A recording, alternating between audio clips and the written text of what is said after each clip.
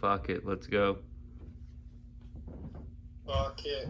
Bill Clinton in his blue dress.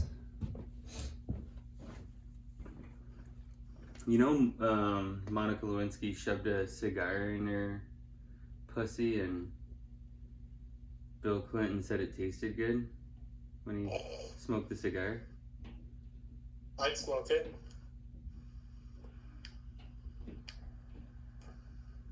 I don't even know what she looks like though. She's not that good looking.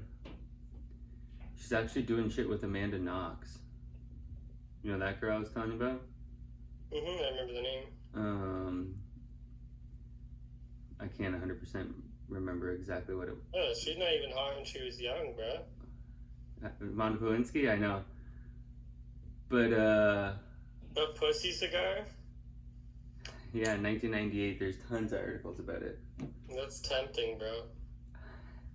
I think she was possibly an Israeli plant. You don't say. Just my personal opinion. You don't say. Okay, let me start with this one woman here. Okay? It doesn't have a fucking picture of her, unfortunately, right here.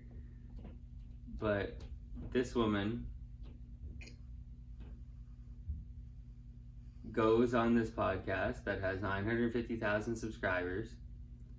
And the title is Iranian Dissidents on Israel, Bill Clinton's Miss and Overthrowing Regime.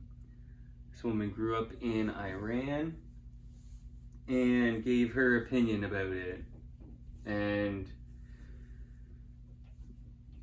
let me try and find some timestamps here. And then I will show a different view from a different podcast. From a person who's actually in Iran right now, reporting. This woman's name, I can't pronounce it, but it is Roya, Raya, and her last name is Hakakian. Hakakian. Hakakian. Raya Hakakian. Okay, I listened to the whole fucking thing 2 hours and almost 3 hours. My first timestamp is at 41 minutes. So let's go here. Volume, it's probably off.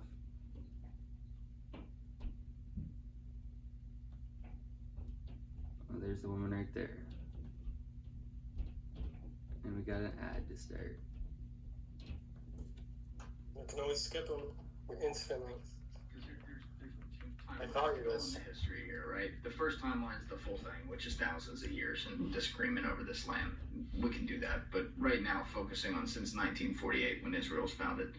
This woman's Jewish, by the way, Iranian Jew. Fear of an Iran or a lot of these different countries in the Middle East who are not democracies. Do you think their number one fear is actually not so much that it's like, oh, there's Jews right here and we're Arabs? It's more, this is a democratic state and we're worried about that ideology spreading to our own countries? Okay, before I answer that question, because I think you already know the answer, I'm going to tell you something that blew my mind. I don't know if I know the answer to that question. I will give you the answer, okay. But I think we do. Something that blew my mind. So, at the end of the 19th century, Theodor Herzl shows up on the scene and they start thinking about picking a country to go to, and then there are disagreements about where they should all, send the Jews and they want to go to Uganda, I think, right? Uganda was one possibility, yeah. Latin America was another, and then, there's talk, some of which comes from actually Eastern European parliaments where, they're saying we have to get rid of the Jews, and some of the parliamentarians say, send them back to where they all came from, which is Israel, and, the Zionist leaders who are beginning to think about how to solve the problem say, if the Eastern European parliamentarians are already saying we should go back to our, where we came from historically, so let's do that. So, highly contentious piece of land, though, too. Right, but you know, they say this is very interesting.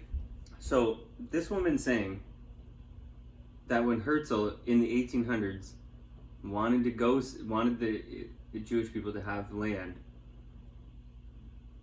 she's saying that Hitler wasn't in power at that time, and she was already saying that leaders were saying that they need to go back to their home.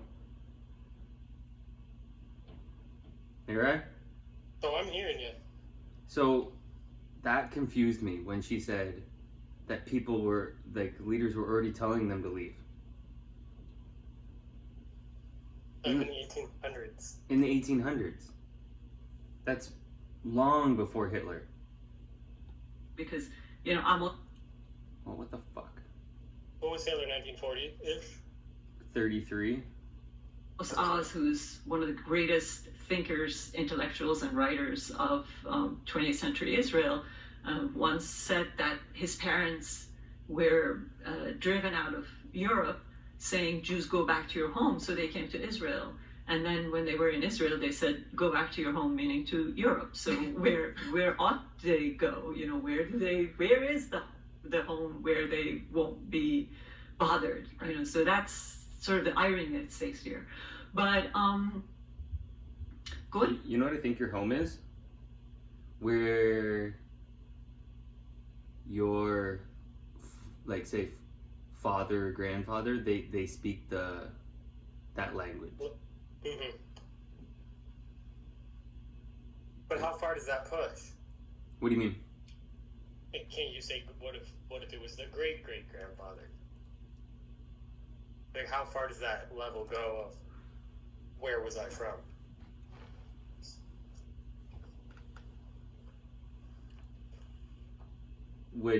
I think Dad's still gonna say Canada, even though his mom's from Trinidad.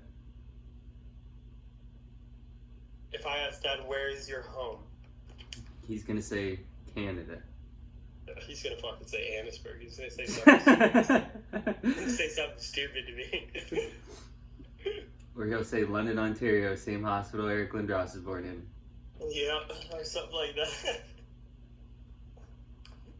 But, okay, so... But to say, hey, 2,000 years ago? Nah.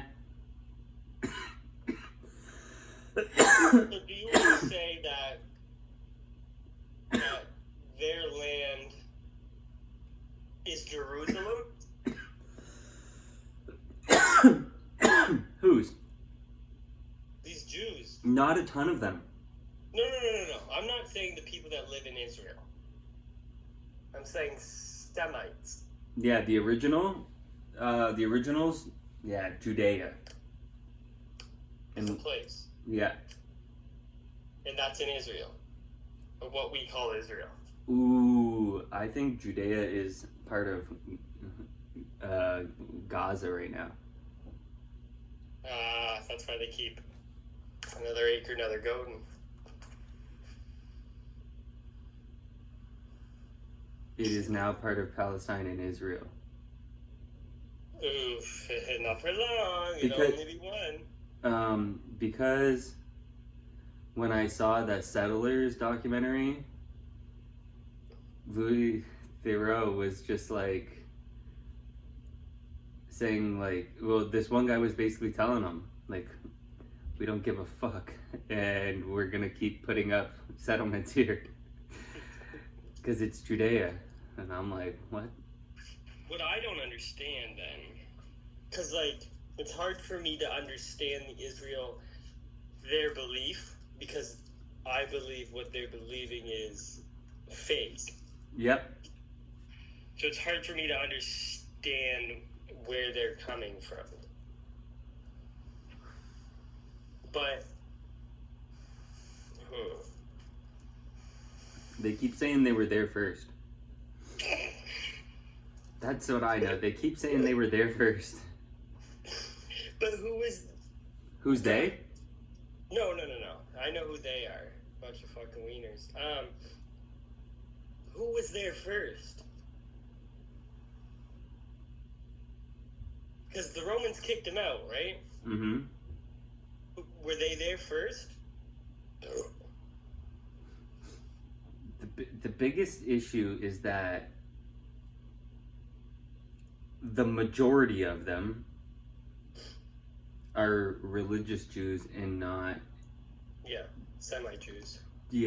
Like DNA nationality wise. That's the mass confusion in the issue, is all these white people saying that that's their land, and it fucking isn't. 100%. Their fucking families didn't come from Israel. They converted to Judaism probably at some point, but that's about it. And have zero ties to native to that land. Israel, yeah. Zero ties to it. They're just religious. It's literally like saying Ivanka Trump is chosen by God to fucking have that land because she converted to Judaism. Like, oh, true, That's my best example. Is I know that she converted when she fucking married Eric Kushner. And what? So you're telling me that because she deserves that land, and her fucking kids, you're telling me her kids deserve that land, is the weirdest shit ever. That is the weirdest, and I don't know how you convince me that that's fucking makes any sense. All right, I have a question that will tie 3 different conflicts all together. Like, we're still in the same topic. Okay. Yeah. So, Israel says that's their land, right? Or the Jews say that's their land. They were there first, right? Yeah. And now, left and right people both support that, right? I think in the Israel incident. For the most part, I think right people, conservative type of people, for the most part, believe that. I think uninformed liberal people and... How can you say uninformed when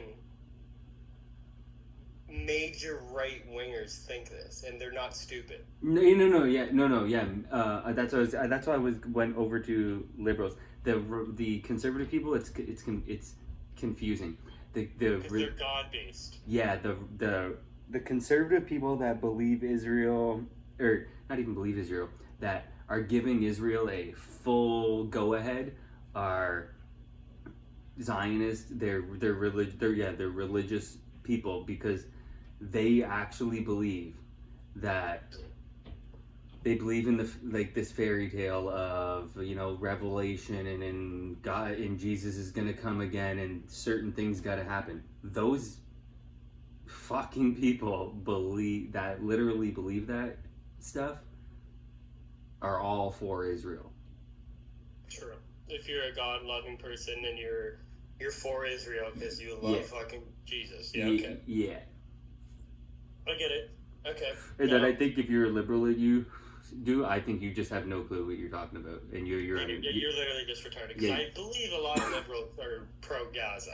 Yeah, but I think the ones that are not is because they grew up on the propaganda of like you don't say anything. That makes sense.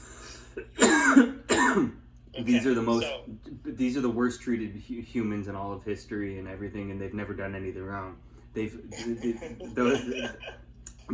are the people that are still believing Israel is just because. I can't even keep a straight face when you say that sentence. Okay, so part 2. Now, so there's people out there that believe hard that that the Jews were there first, they get it, right? Okay. They get the land because they were there first. There's a lot of believers out there. Yeah.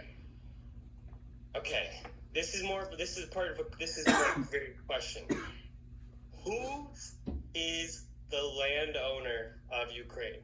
Who's the OG landowner? Is it Ukraine or is it Russia? Did Russia steal it from Ukraine? Was it even Ukraine before Russia? Yeah, I think that's Russian Empire land. That's Russian land. Okay? I'm pretty sure that's Russian Empire land. Okay. Now, native. Wait. Hey, I might even go as far as in saying that's maybe Chinese land. Really? You see what Shavkat looks like? You see what No, those true. you see what those people look like? I want to say Russia took some of that Ukrainian land and made it theirs at a point. I bet you that some of what it is outlined as Ukraine is probably used to be Asia. Asian land. Yeah. Okay, that makes it even more fucked up.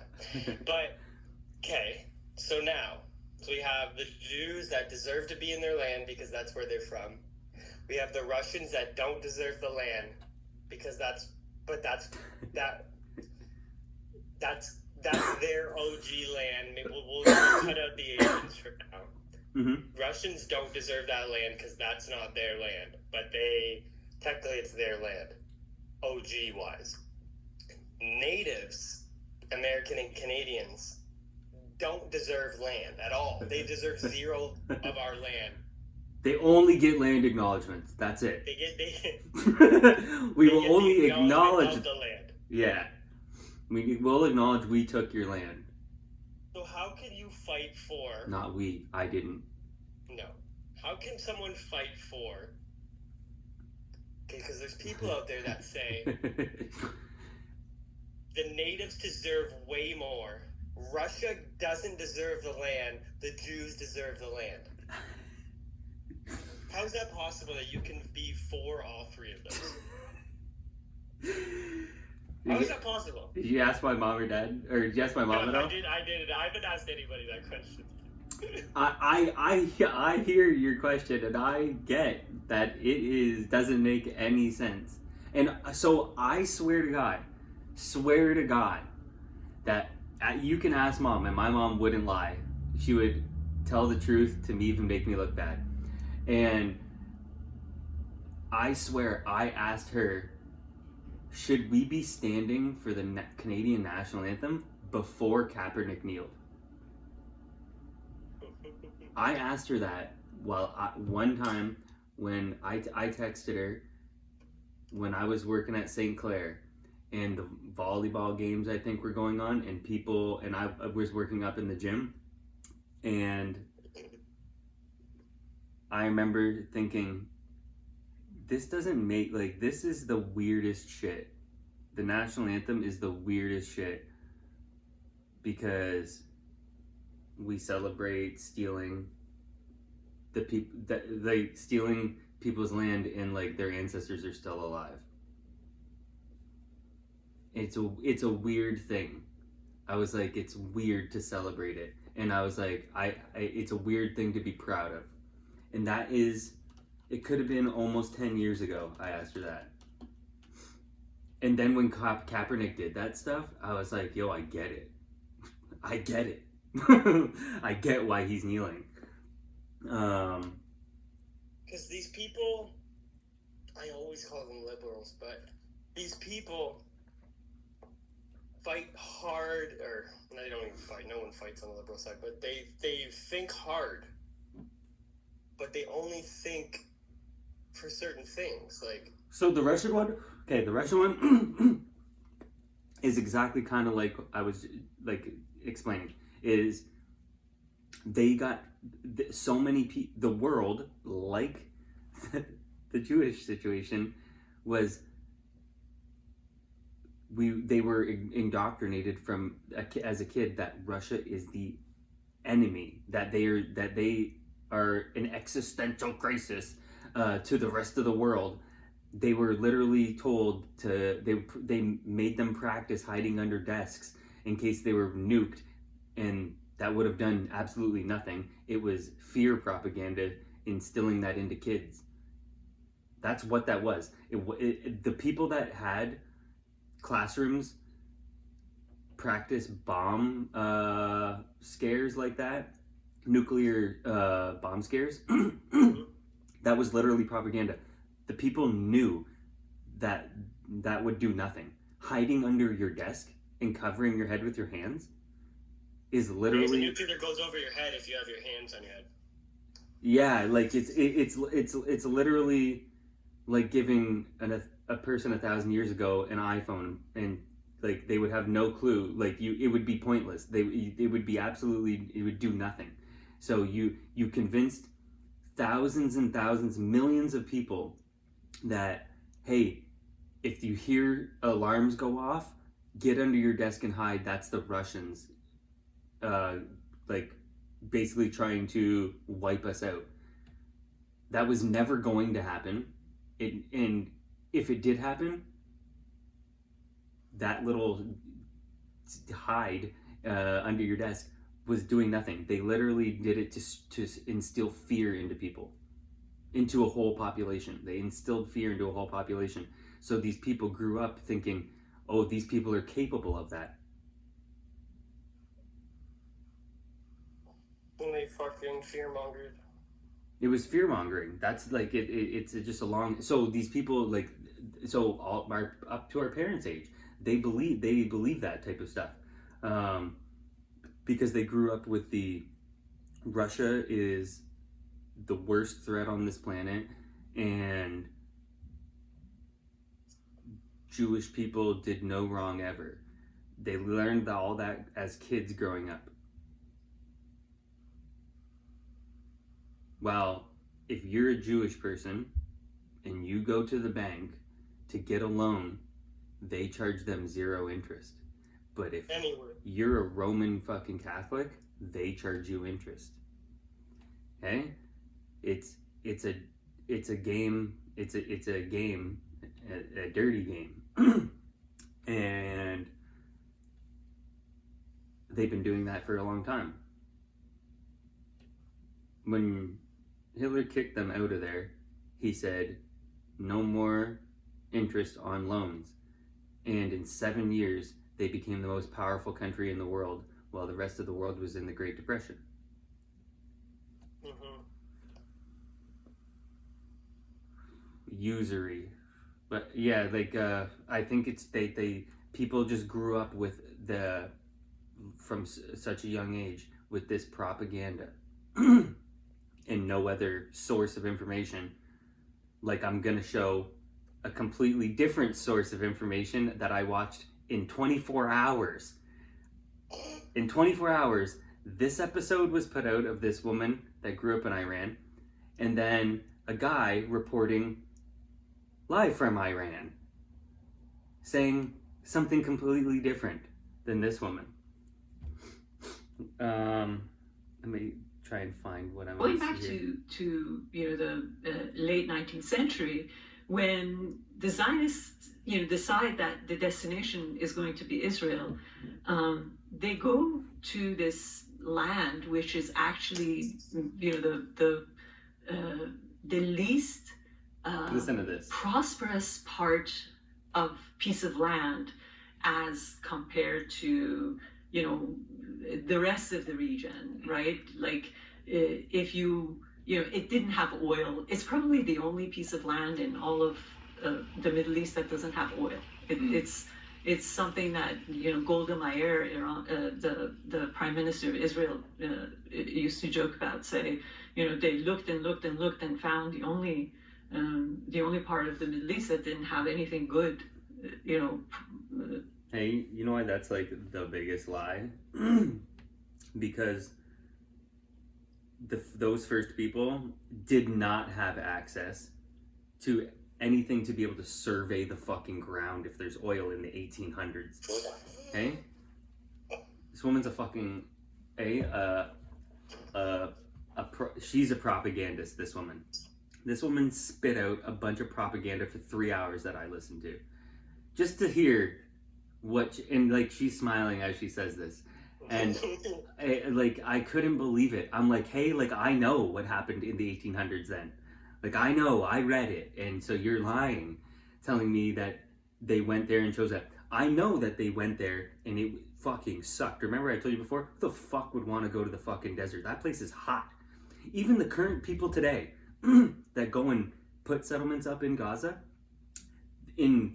which looks like the most ghetto trailer parks ever, they don't got no fucking air conditioning. Like, it's hot as a motherfucker. Like, it's shit. I would not want to fucking go and put a settlement up in fucking Israel or in Gaza. It fucking sucks there. Like, it's hot and no air conditioning. It is not good there. Like, comfortable. Like, it is not comfortable there. So I remember saying, like, the Russian people, because a lot of them came out of the fucking Russian Empire that went there in the beginning, and those were some tough motherfuckers because that sucked going there. It sucked, but they didn't have a right to fucking go there. These fucking Russian people. We go to 50 minutes on this here. To prosper on, and that was Israel, and they said, okay, we'll stay here. So they went there. They couldn't make anything grow. It was so hard. There was no water. The land was completely not friendly to agriculture and farming.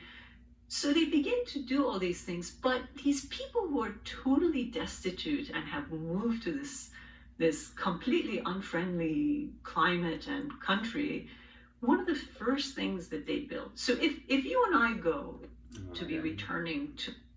Shut it. Shut it, bitch. I'm going right here. Oh, to be off. Returning to Go back to 50 fucking minutes. To be returning to a country where they had historically roots. Yes. So, that's sort of the theme that makes that return or that resettlement different from many other resettlements throughout history, including our own. Hold on, let's go back to that excuse that I remember hearing. That's bullshit, and that's why I have timestamp. And then they went back to their debts. That's right. And then even after the Holocaust happened, the ships were still getting turned around sometimes to go back, but they're trying to come to this land, and it's a different group of people. And so I see why the people living there would be like, and this would happen anywhere, whether you went to Uganda or whatever land. If you're going to get new land that then becomes your own country, it's a zero-sum game. Somebody's got to lose. Mm-hmm. So I see where the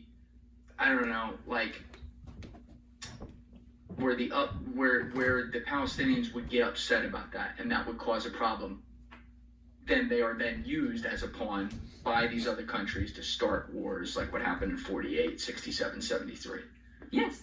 First of all, and I know that the history of the world is the history of human movement, displacement, and replacement. Yes. So we're living in it here, by the way. Exactly. Yeah. So there's nothing unique about what happened in Israel or in Palestine prior to 1948.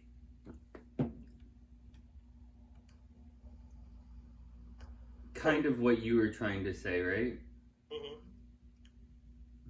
Except they decided they're done with that shit after World War One. There's no more colonizing places. They fucking put all those lines on the map and shit like that, and then Israel decided we're still gonna colonize. We're gonna be the only country in the world that still fucking does that.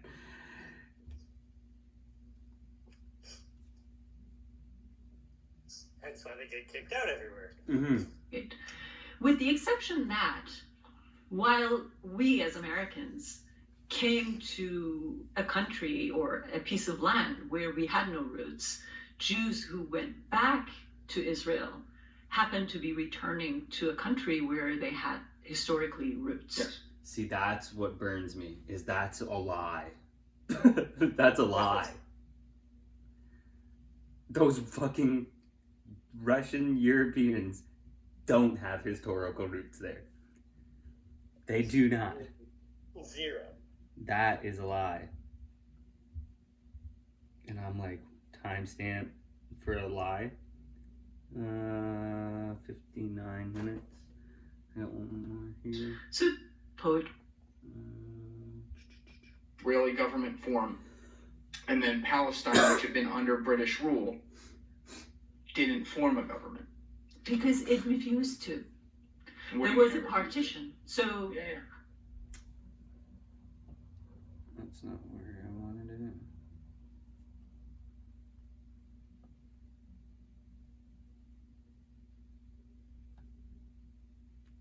What's this woman got for me here? was lost in the beginning of the 19th century to Russia. So all of these, Tajikistan and all of these, Caucasus used to be Iranian owned. And now they're friends with them. I mean, friends are no friends. But, to think that some of the richest culturally, geographically. Oh, she's saying here that a long time ago, like I'm talking maybe 1800 years ago,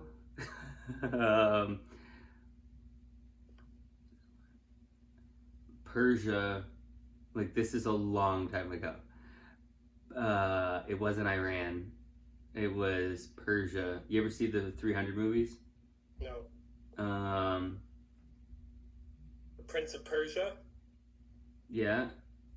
I've heard of that kind of stuff. Iranians, like they got nice skin. Like when I think Persian, I think a nice olive skin. That's what I think. So these Persians, they ruled the world.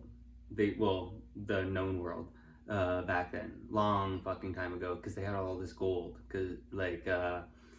And so yeah, what's Iran now?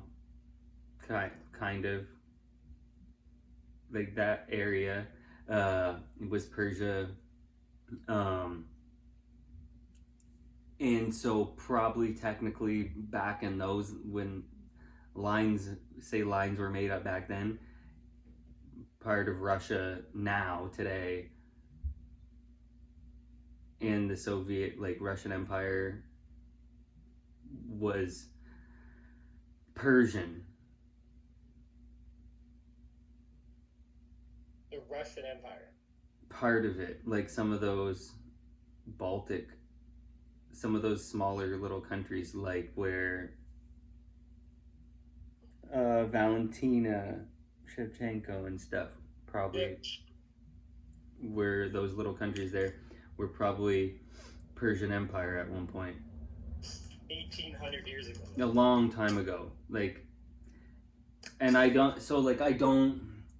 Bro, you can't go and tell me that any of those people, you can't just say, oh, my ancestors are fucking from the Persian Empire, so I deserve this fucking land. Like, you can't fucking go and do that. That doesn't work. That kind of stuff doesn't work. The most diverse, interesting parts of the country.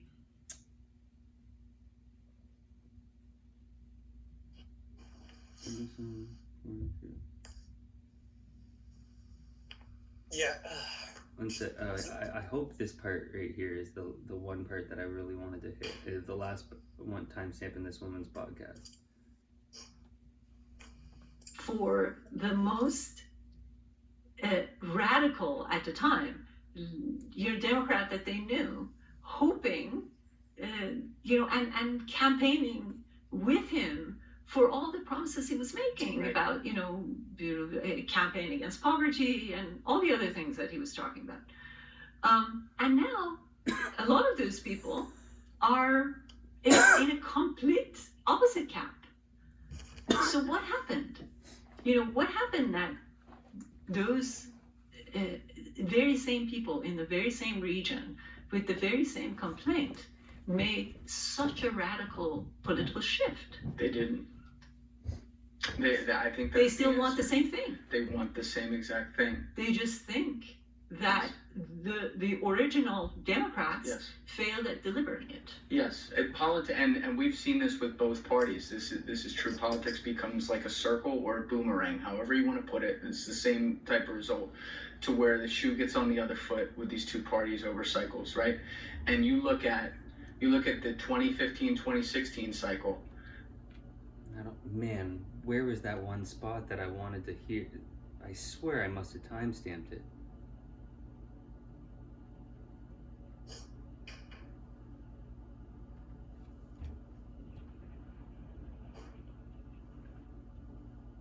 It's not at this part.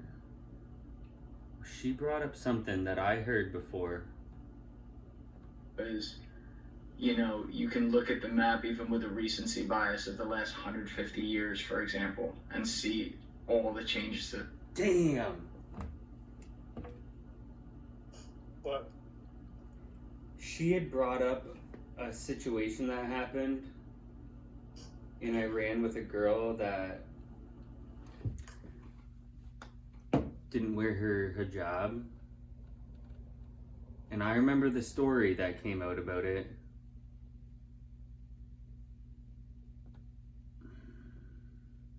Obviously, I don't know the fucking woman's name because I can't pronounce it.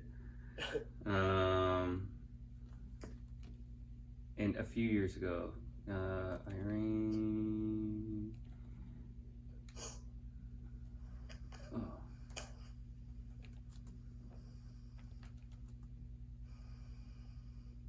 Oh, without hijab comes up, eh? Interesting recommended search. It was 2022 or something. 20, I thought. 23.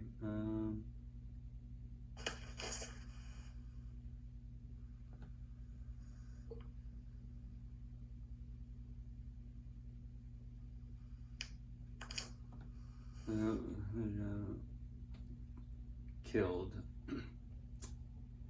Death of Masha Amini, 22-year-old Kurdish Iranian woman, sparked widespread protests.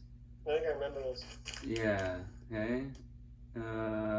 Says was arrested for impromptu wearing a hijab and died several days later, leading to international condemnation and mass demonstrations across Iran that have continued to evolve into broader anti-government protests. So this woman gives the Western account of it, okay? That she had been beaten in, like, when they held her in prison or whatever, beaten until, like, she went into a vegetative state and died, okay? Damn. I know. That was the news about it, okay? And then I swear to God, less than 24 hours later, just so happens Max Blumenthal is in Iran reporting. And I know, and I see this title, the US tried to overthrow the Iranian regime. And I'm like, whoa. Let me hear what Max Blumenthal has to say while he's in Iran. I only got a couple timestamps on it. Where is it? Oh, 5 minutes and 12 minutes or something, I remember. This is from Iran. They're not always fighting over cultural issues. There was the Masa Amini Color Revolution attempt. Right here. In this was the United States propaganda. Like a few years ago. And this was over a Kurdish woman who was taken into the hospital after being arrested by the morality police for improperly wearing her hijab. And the medical information, Ministry of Justice documents, Ministry of Health documents, all show that she had a condition that may have been exacerbated, but she was not beaten to death or beaten for not wearing the hijab. But the story that came out to the West was she was basically beaten into a pulp by the morality police and died in a hospital. It set off massive riots as well as protests in Iran. Over 50 police officers were killed, like members of the Basij, who are sort of student and young volunteers who want to support the Islamic Republic, were killed, stabbed in the streets by rioters. There was clear Western intelligence involvement. There was an armed insurgency on Iran's frontiers, and they held on. I think the West thought that this was going to topple the government, the so-called regime, and it failed to do so. And so we have to look at Iran as a very resilient system. At least 20% of Iranians, according to the polls I've seen, are hardcore supporters of the Islamic Republic and will lay down their lives to defend it. And that's a lot of people. And there isn't the same intensity on the other side. And one thing I noticed that you notice immediately once you, not just when you arrive to Tehran, but when you get on a flight, like if you take a connecting flight from Istanbul, which is a place where there is no hijab mandate, is that nobody's wearing hijab. Very few women are wearing hijab getting onto the flight. One woman getting on my flight was wearing a sports bra. It was like she'd just gotten out of the gym. And then when you get there, okay, women aren't wearing mini skirts, but you like 40% of the women in the street are just not wearing their hijab, and they're facing no problems at all from any morality police. I traveled through Iran with a woman, with my wife Anya, and so I would see it on a more intimate level how women are treated. And she maybe once was asked to put on her hijab going into like a hotel or some official building. I don't exactly remember what, but after like day 2, she just dropped the headscarf. And it's very clear that the government, the state, has made a decision after this Masa Amini color revolution to try to reduce the friction between the secular and religious segments of the public. Man, that's just like Mohammed bin Salman. So I don't know why Saudi Arabia gets treated like they're fucking gold and Iran is the devil. If they're apparently have gotten more lenient because the country probably is like younger, right? And he says they all use VPNs over there. He's like, I fucking use a VPN. Everyone's got VPNs. So everyone's on the internet and sees the Western world.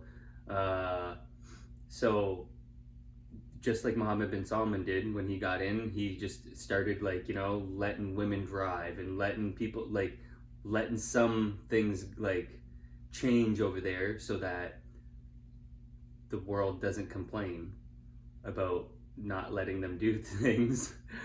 Like remember when we watched the Deontay Wilder fight, right? Or was it Deontay Wilder? No, who did Ngannou fight? Tyson Fury. Remember when they were in Saudi Arabia and girls were dancing? Yeah. And stuff, and I'm like, whoa, what's going on here? Since when was this allowed? Like, this is insane that they're allowing this stuff, because I know that's not allowed. And Mohammed bin Salman, like, in order for the people to not overthrow the government, I think his thought, in order to try and just like the Romans, had fucking the Colosseum fucking having battles, you have to entertain the people. So what did Mohammed bin Salman do? He's allowing music and stuff there now. He's allowing concerts and sporting events over there so he can keep the people entertained and not overthrow his government and the sheiks. And what are they doing in Iran? Clearly, they're trying to make an attempt to entertain the people. And if you don't want to wear your fucking hijab, maybe you probably just got to do it like in special places or something, you know what I mean? Like, or if you enter, like, but on the streets or whatever like that, they're giving them more freedom. But that's not what we're told. But this American reporter went there and he's given us, I got one more thing here at 12 minutes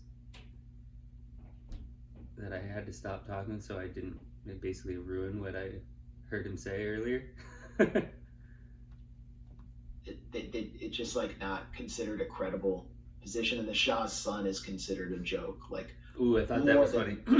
He mentioned there that you can probably, I don't know if you've seen, but PBD had the Shah's son on maybe in the last year, and PBD seemed like he was pushing for this guy to go back there and take over, and Max Blumenthal basically says, hey, they don't want him. He's like, I've talked to the people and they think it's a joke. They don't want the Shah's son to come there. Shah himself, he's just he's he's cozied up with Netanyahu. He's too sold out to the Saudis. It's not going to be accepted. Right. If change comes, there's this culture below the surface in Iran of people who live a life who are culturally very Iranian, but also influenced by the West. And how could they not be with the advent of social media? Everyone has a VPN on their phone. I had it.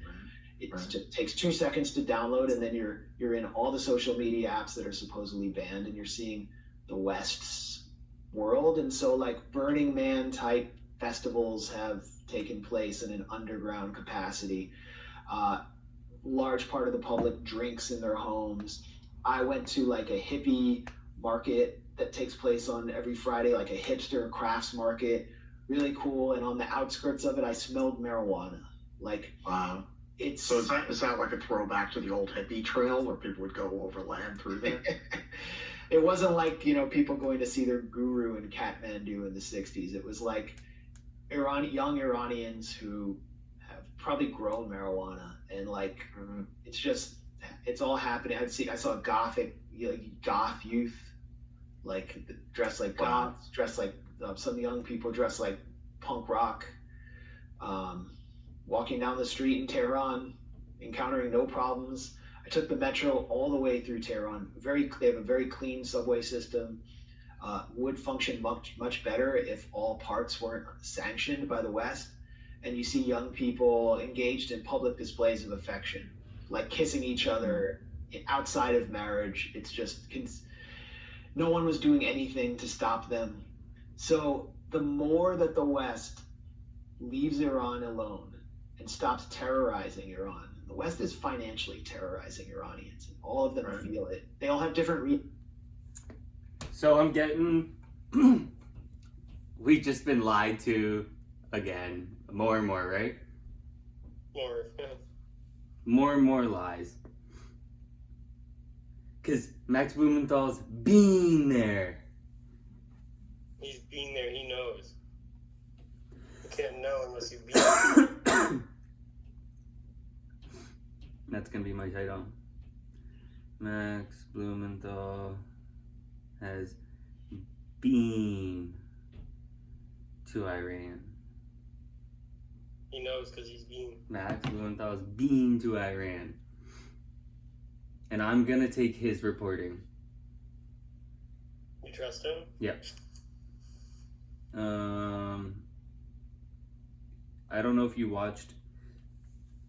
Type. What? Probably not.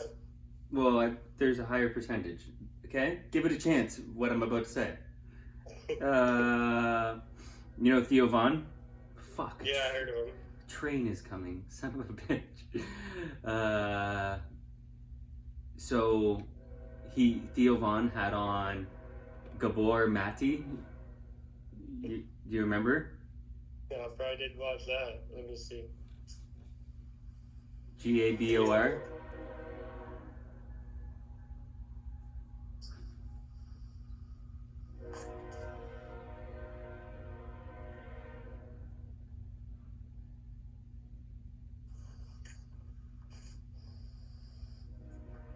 Devor. Gabor. Oh, it's a G. Gabor. Gaver. Yep. Yeah, I definitely didn't watch that guy. Okay, he's Oh, me. I didn't even know what it was about. yeah, he's very interesting. He's on Rogan too. Huh? He was on Rogan too. Yeah, he's one of the calmest speakers ever. One of the Looks most calm, composed speakers ever. That's what got in my head. What? That's what Gandhi looks like in my head. Well, he is a good speaker, and his son is also a big. Aaron is a big. Bro, he's a big speaker. He's very smart. And What is what? he speaking about? Huh? What are they speaking about? Israel. Oh, really? Yeah. Both of them? Yeah.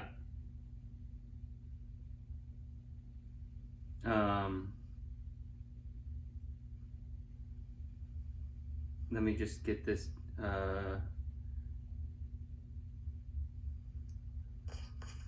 Just so I can make sure here. Now, this Aaron Mate guy here, he works for the same company that Max Blumenthal. Yeah, he works for the same company Max Blumenthal works for. And he's Canadian, okay? Okay. And Jewish. And hey, not many people will speak like he speaks, because he, like, not even Dave Smith will speak like this guy will speak. And he's smart. Let me go right here. Bro, this guy says exclusively stuff. Because I'm still not clear, and I've read quite a bit around these issues. Do we mean Jewish people as a culture, as a religion, as an ethnic group? It can't be an ethnic group because there are Jews of all different ethnic groups. So what are we talking about? Is it based on Jewish people as a race, as in the construct of race, and so based on a kind of outmoded notion that was based in how colonial empires thought of people, separated into distinct and hierarchically organized races? I mean, what is it? I would define it as a Jewish white European ethnic group. Yes, there are different ethnicities of Jews. If you go to Israel, you'll see that the Sephardic people and African Jews, they're not treated as well. There's a certain level of racism even against them, although there are Sephardic Jews in the government. But in terms of who's always been at the power structure inside Israel, it's been the Western European, Eastern European Jews that constitute the power structure. So yeah, that's how I would define it, as a European Jewish ethno-state on Arab land.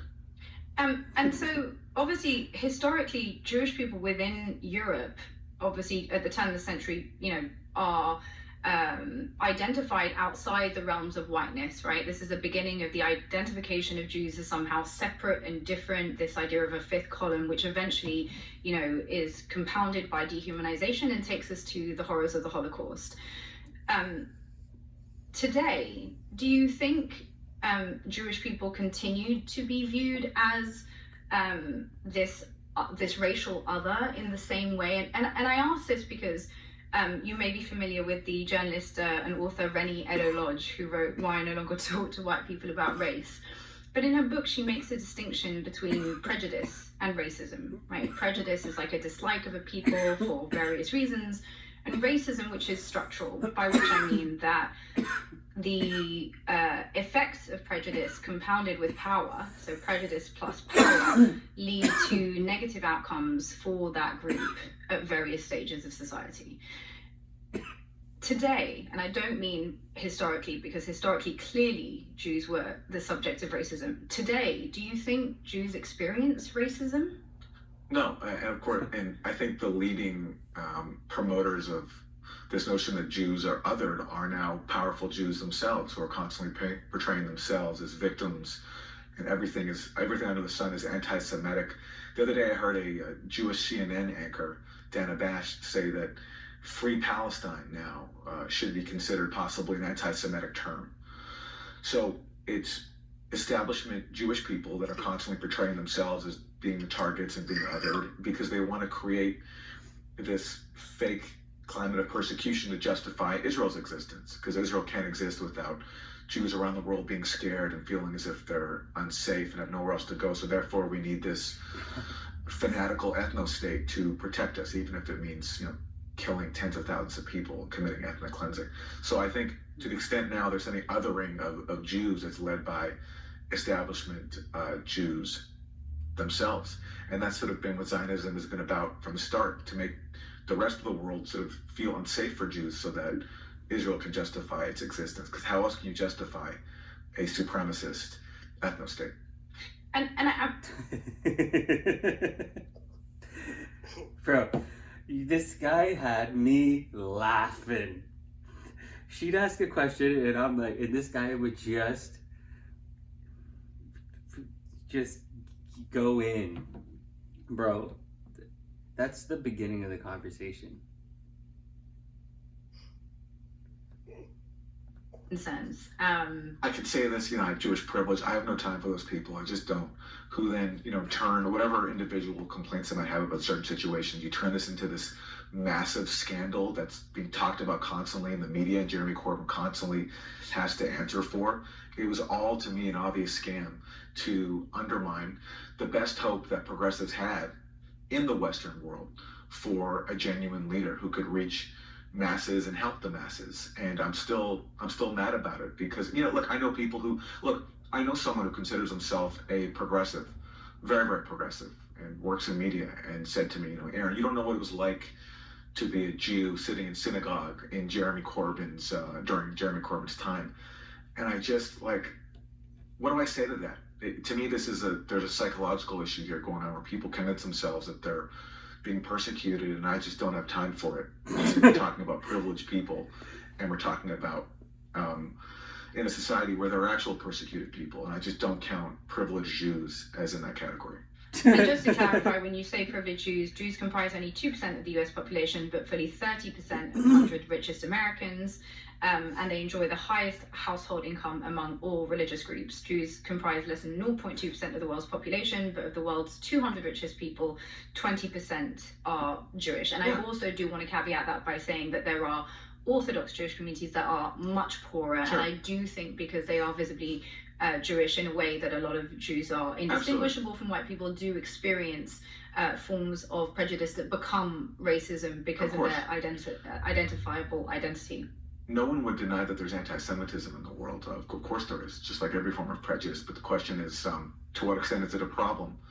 And is the problem of it being weaponized to serve different ends? And you can't look objectively at what's happening and not see a massive exploitation of the very real legacy of anti-Semitism to serve very cynical ends. And there's just so many examples in the U.S. Two members of Congress coming from black working class backgrounds, Cori Bush, Jamal Bowman, they signed on to resolutions early on calling for a ceasefire, and they're critical of Israel. And AIPAC, the main Israel lobby group, got together and spent more than $23 million to oust them from Congress, and they bragged about it. There's so many examples we can go through. So, that is happening, and we can't deny it. And I'm a huge facts guy. You know me, right? Mm-hmm. Huge facts guy. So when they tell me that of the top 200 richest people in the world, 20% of them are Jewish, I'm happy when I hear facts like that. Give me the facts. Exactly. 45-33. Going about 3/4 of the way through this thing. It draws some hope in the fact that the younger generation that I see in the West, here in the UK, in North America, they're not as fanatic as the old generation. They're not as intimidated by the allegations of anti-Semitism. And they see Israel for what it is. And this older generation will not be in power forever. The Chuck Schumers, the Joe Bidens, the Donald Trumps, they're going to be gone. And maybe the next generation of people will be less extreme in their support of Israel. In Israel, I don't see any hope whatsoever. That's a society which is really unique in that the younger generation is more extreme than the older generation, which is scary. But that's what Israel is. And I have no hope of ever swaying Israelis, melting their hearts. And, they're to me a lost cause. To me, that's just a fundamentally corrupted society based on their entire genealogy, founded on ethnic cleansing, founded on crimes, founded on denial. To me, Israel is irredeemable, but I don't have that same pessimism when it comes to the rest of the world. Younger generation. I think what's really interesting is, despite all the criticism we see of identity politics and... Bro, I was like, damn, man.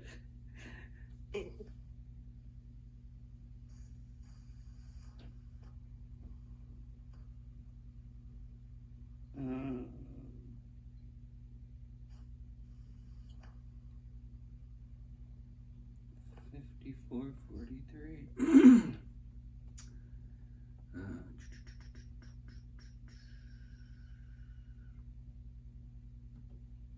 Shooting at their allies. Because when you're an occupier, that's just everything is seen through the prism of just defending your occupation. And so shooting at Western diplomats becomes okay because you've been given so much impunity over the years.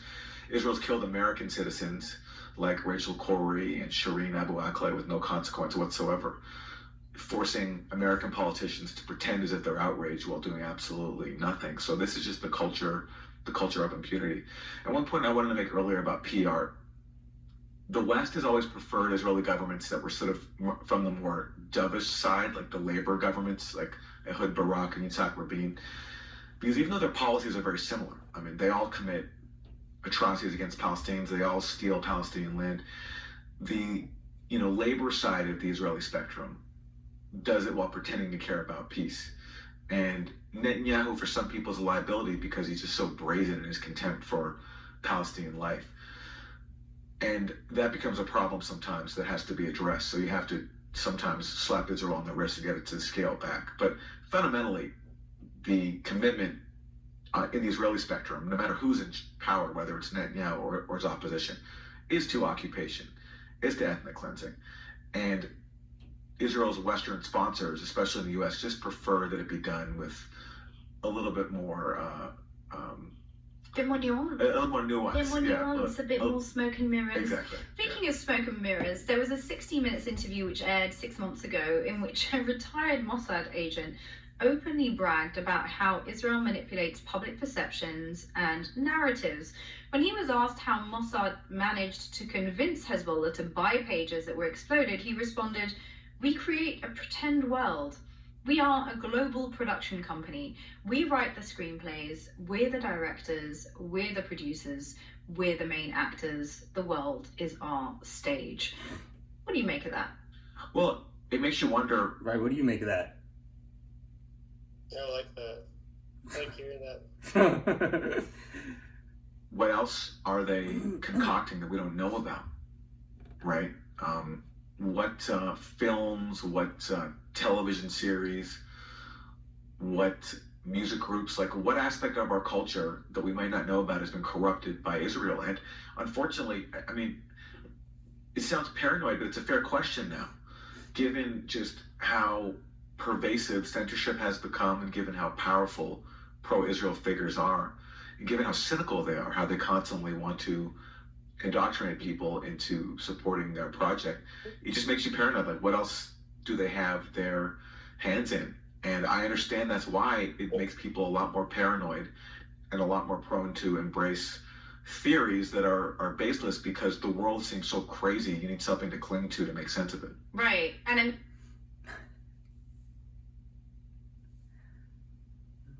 Fuck, that makes me laugh. Bro, this guy makes me laugh. Holds nothing back, eh?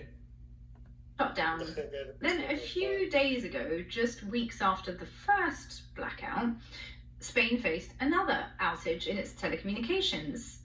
This time, all major phone networks briefly went down across the country, and later that day, the Spanish Congress of Deputies approved a non-binding motion urging the government to impose a total arms embargo on Israel. Coincidence, I'm sure. There's a lot of speculation online about this being a cyber attack. What's your take?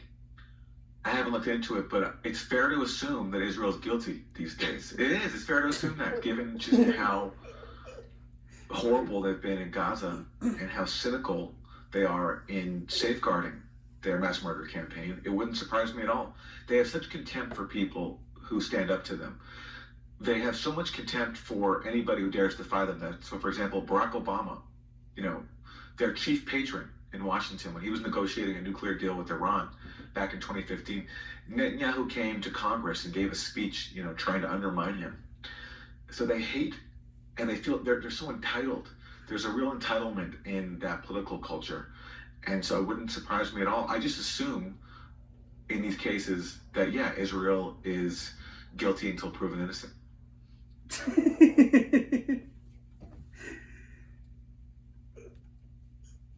That fucking makes me laugh. Bro, this guy will go in. That's that shit I like to hear. Aaron Monty making me laugh with how strongly convicted he is. He's gonna tell it how it is. You don't give a fuck.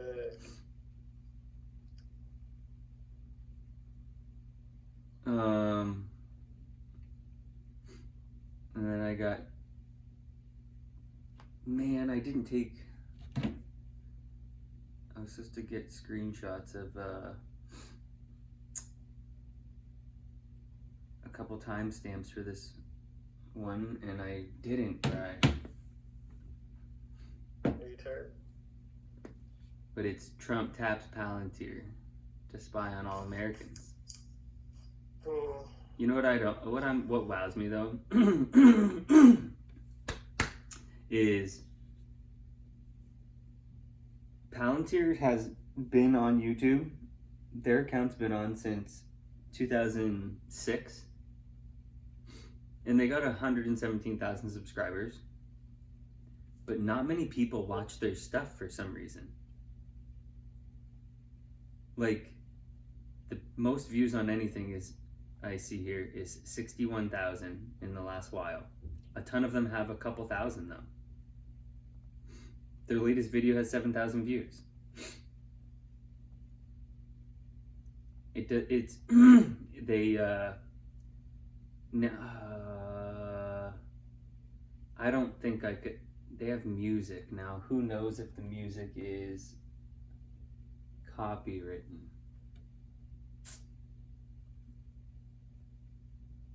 Software that dominates. That's their description for their YouTube account.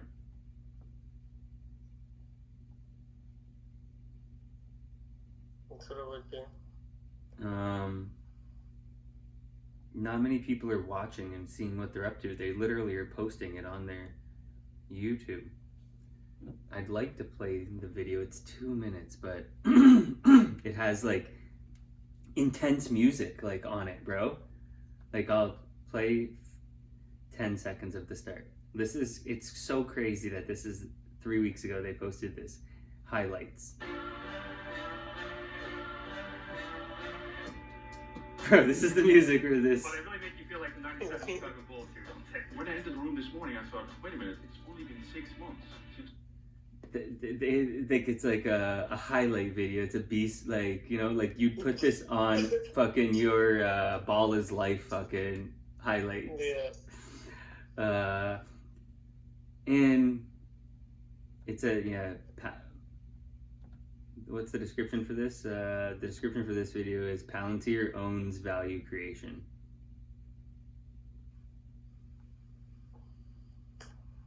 Oh, it does have music. Thank God. I maybe like music. Guy Mar trapped in the orchestra pit. Well, I only played 12 seconds. Do not copyright me. Fucking cocksuckers. But seriously, pretty crazy that I'm telling you that they're taking over the world. Of the people, remember I said, like, how many people actually thought they could take over the world? And Hitler's probably the last person that actually thought he could take over the world. And then,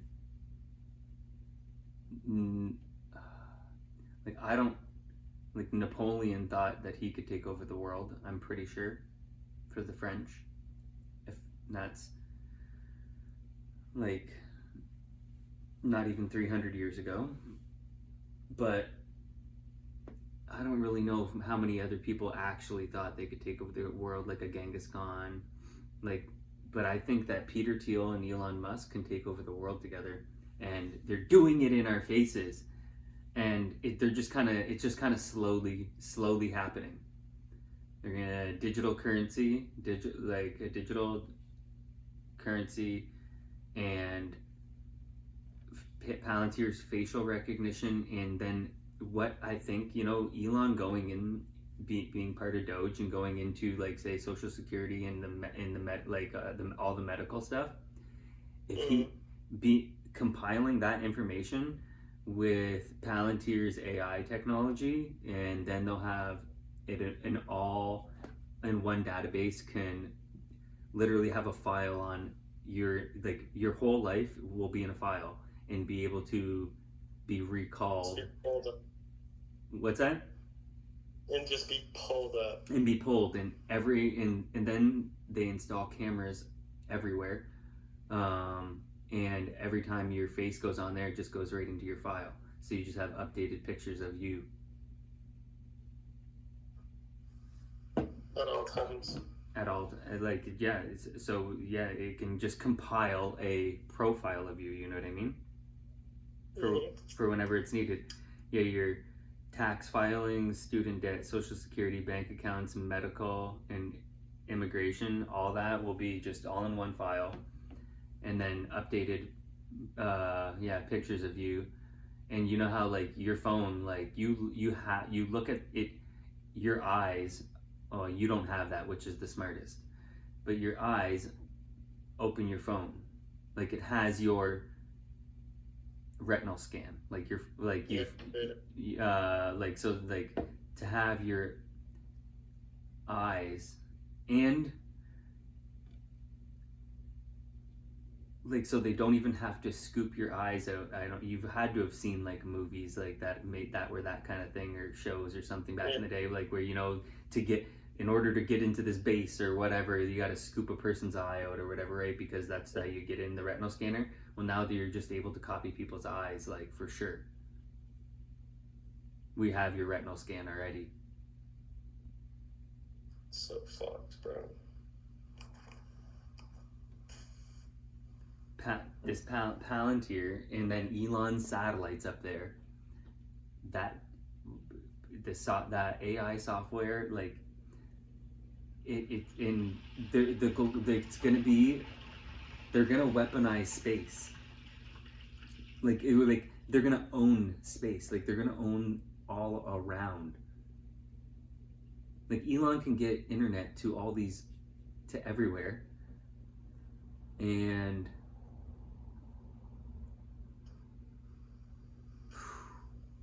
it's a pretty intense world that's coming. You ready for it? I'm trying to be.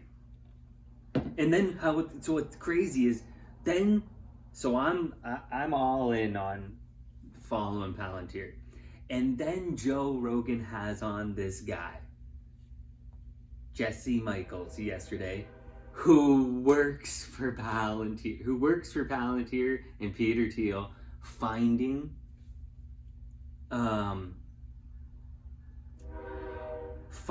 like, and people finding projects to fund, hunting the newest projects to fund. That's what he's doing. Part of with Palantir. What I realized in this conversation is that Joe Rogan had Peter Thiel on, and you watched it, yes or no? I'm pretty sure, yeah. And he was sweating the whole time, right? Yeah. I'm pretty sure I know that's not the only time that Joe Rogan has met Peter Thiel now. I know that Joe Rogan knows Peter Thiel a lot better than I thought he knew Peter Thiel after watching that interview. Made me have a lot of questions. I took a lot of screenshots that I have a lot of research to do, because this fucking guy seems pretty young. He's very intelligent. He's the most regular talking smart person that I've heard, probably. This guy sounds like he partied like in university, but then also is so intelligent. Makes me pretty nervous, this guy. Makes me He can do it all. This guy can do it all.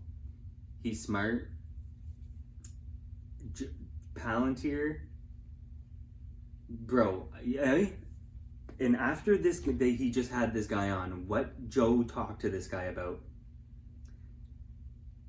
why I was so excited to talk to you about this is if Joe Rogan doesn't have on this Ashton Forbes guy in the next month to 2 months, then I'm going to question that Joe is being told that he's not allowed to have this person on. Because what this guy told Joe, and what Joe had other people on more recently, because Joe loves the UFOs and stuff. Yeah. But that stuff, people are literally I'm listening to the Joe Rogan podcast, and people are telling him that there's technology that's possible.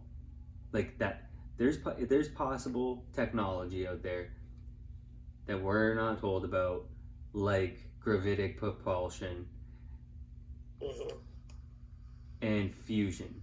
And then after Joe talks to a guy who clearly has been around and seen great technology, and this guy is floating that this stuff is possible because they hid the atom bomb, they hid Oppenheimer, the Manhattan Project was a secret project they worked on, and eventually the unveiling of it was dropping them on Japan, and then the world got to find out this is what the United States has been working on. Well, they definitely kept doing secret projects. That they didn't just do one secret project, it dropped the atom bomb and stopped. So what other secret projects have they been doing for the last 80 fucking years since then? And this guy, Ashton Forbes, is the Malaysia Flight 370. He's the one who has been all over that plane got taken. He's the one that went on Candace? Yep. And if Joe doesn't have that guy on, because he's already should have been on like at least a year or two ago, in my opinion.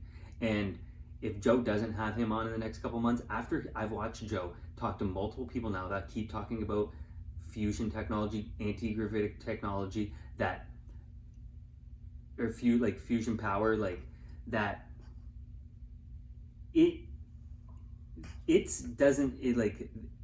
people are talking like that is a possibility. And that scientists were working on this stuff a long time ago, and then now there's no more. Then there hasn't been mention of it in a long time. So this guy Ashton Forbes has actually been. That's his main focus, is figuring is, and he's, and I even thought, listening to this podcast with this Jesse Michaels guy, Joe should even have Ashton Forbes on and bring on one of the Weinsteins or whoever the fuck he wants to, like he did with Terrence Howard. Bring on, I think that Ashton Forbes would take on that challenge and prove that we are capable of that, and they're hiding it from us. But if Joe's being stopped, it's because it will unveil a secret. If he doesn't have him on, then I believe that Joe's being stopped, because this guy's presenting the most proof of anybody that happened. And if he's so wrong, expose him on fucking in front of millions of people. Like, you know what I mean? Have on fucking Weinstein, whoever the fuck he wants, a NASA fuck. Joe can get anybody pretty much, right? Get on a fucking NASA person, and prove Ashton Forbes wrong in front of 20 million people, because I know Ashton Forbes wants to go on there. He said it? Joe booked him a long time ago, and then canceled because he thinks because someone's like told him not to.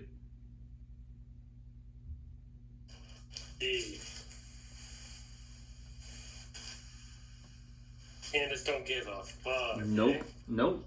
And so that's what. And oh man, and then I just so happened, bro, I drop a video about,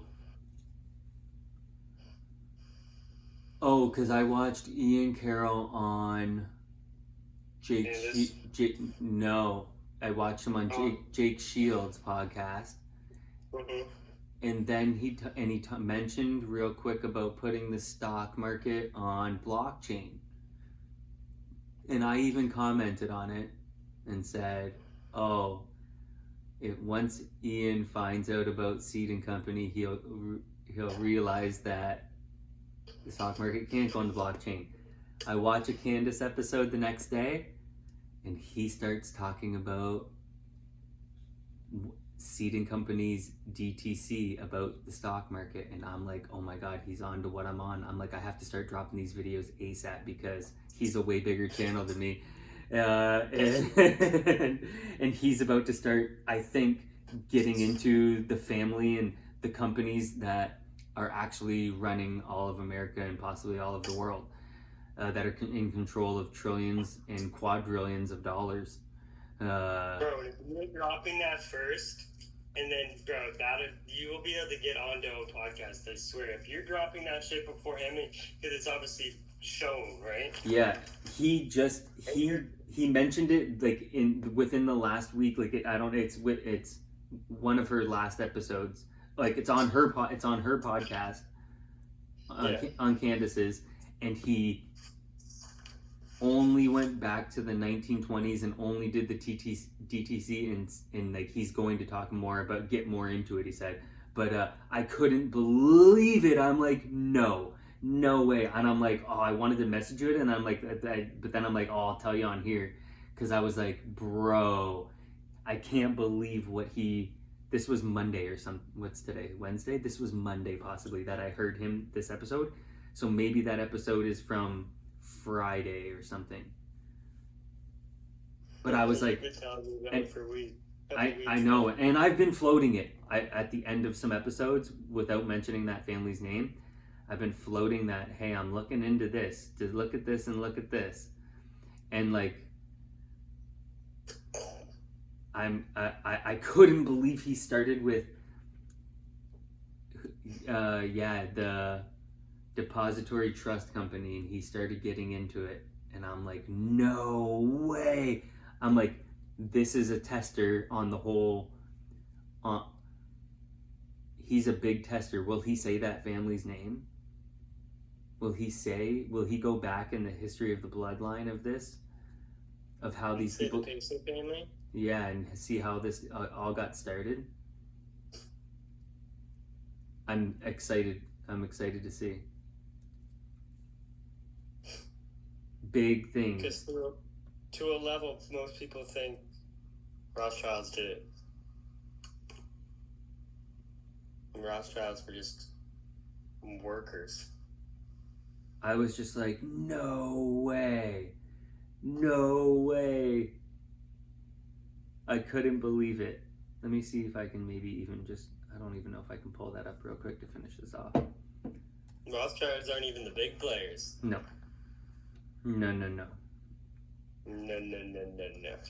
5 hours ago, he dropped one on Candace. Dan Bongino and Cash Patel exposed Secret Service cover-up.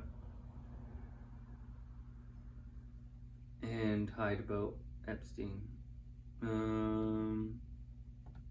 Candace Owens.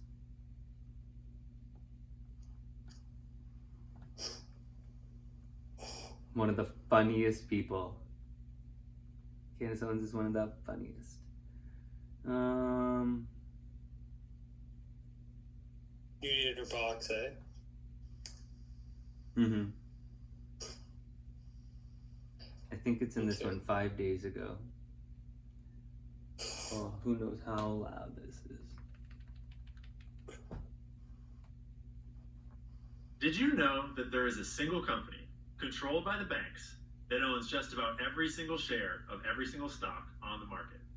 This secretive company that you've never heard of controls a whopping $87.1 trillion of stocks. And to make it even spookier, it was founded by the CIA. We'll also be talking about a new Israeli blackmail operation involving the Vatican, Peter Thiel, Palantir, and our technocratic future, where big... I'm like, when I hear this beginning of this episode, I'm like, oh my god. I know I'm on to things. Did I not text you that? I know I'm on to things. Mm-hmm. If people with the biggest channels are saying it and it's on mine first, I'm like, I know I'm on to things. Without having to... You'll be contacted soon. Without having to like, you know what I mean? I'm not going and watching these people's episodes and then coming on here and telling you it. I know that. And then watching the big ones do it, I'm like, bro, that's why I started this. I said last year, I'm like, I got it. I'm like, I keep hearing these people talk about things I'm already looking into or I already know about. Sometimes I hear Joe Rogan be like, try to think of the name of something or what was that? And I'm like, no, it's this. I'm like, I know it's this. You mean this? And I'm like, I guess I got to just start a fucking podcast because people need to know this information. I almost thought when he was talking, I'm like, bro, I know I got like 7 views on certain things. I'm like, I know he's not one of them. I can't believe he's talking about this. Like, this was crazy that this started like this.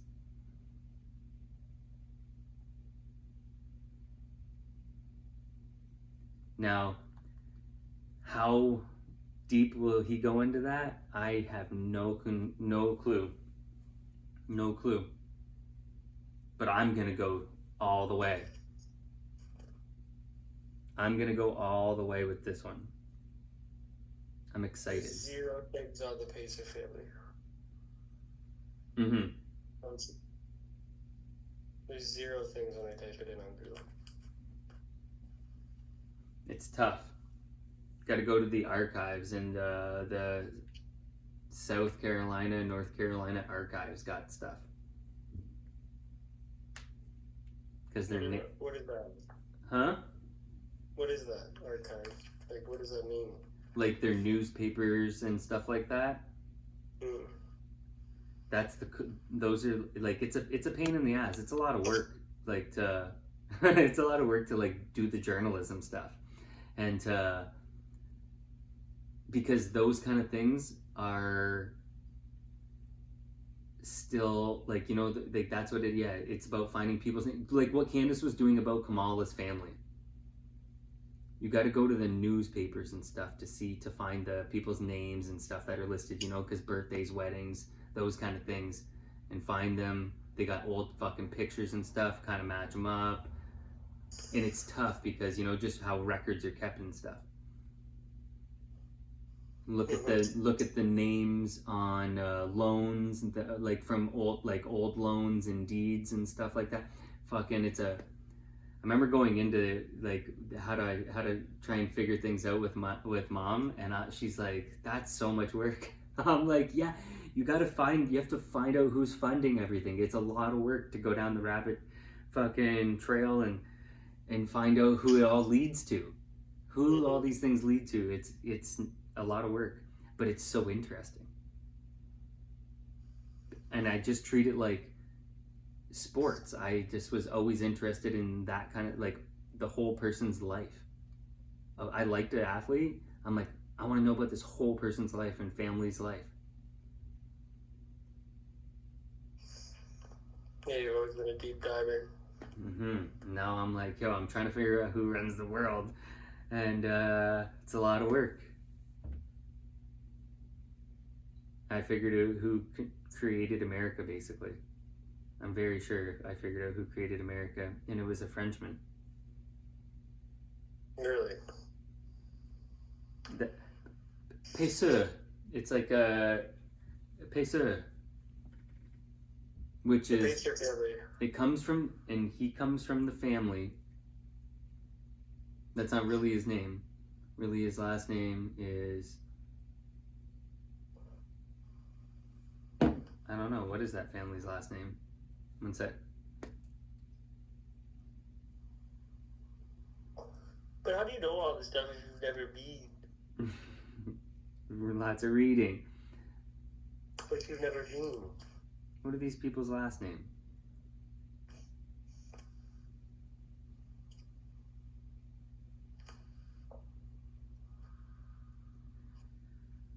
What's the last Queen of France's last name?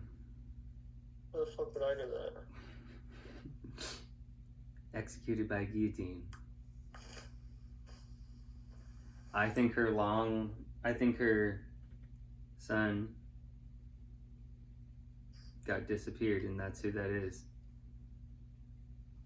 And smuggled to England and then to America.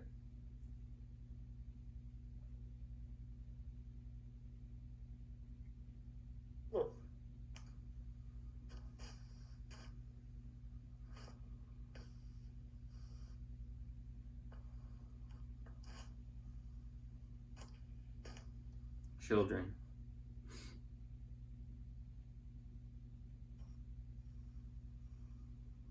Here, children.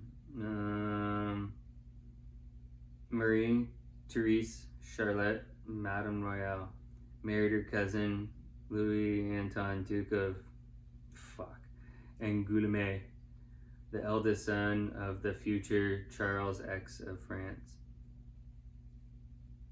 Louis Joseph Xavier Francois contracted tuberculosis and died in childhood on the very day the Estates General convened.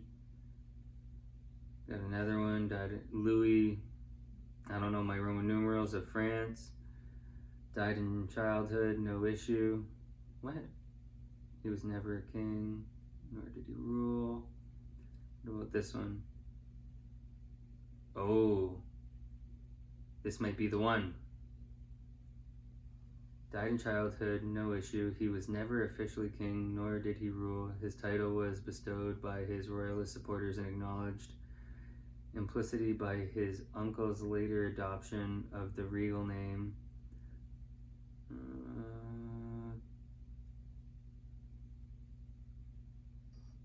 I think maybe this one.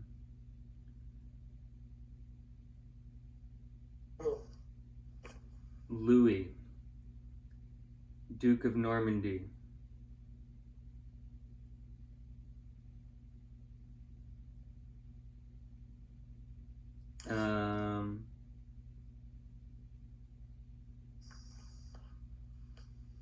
I think they smuggled this guy out. It says when his father was executed,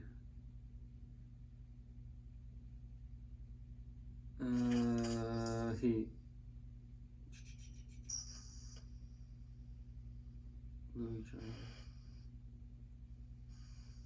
maybe, fuck. I gotta leave this up.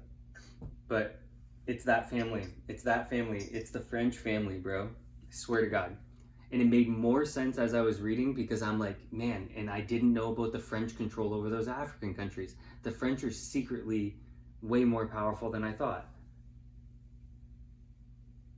Over the last year and a half, I learned that the French are a lot more powerful than I thought they were. They're sneaky fuck. Huh? They're sneaky fucks. Yeah, and they're Catholics. It's pretty crazy that they chopped off the king and queen's head though in France. And I literally heard someone recently talking about chopping off heads in the revolution. I want to say it was Alex Karp, one of Palantir's fucking people. What's his position? Alex Karp, co-founder and CEO of software firm Palantir Technologies. That guy's a real evil fucking piece of shit. All of them are. All the Palantir. That guy's a real piece of shit, right?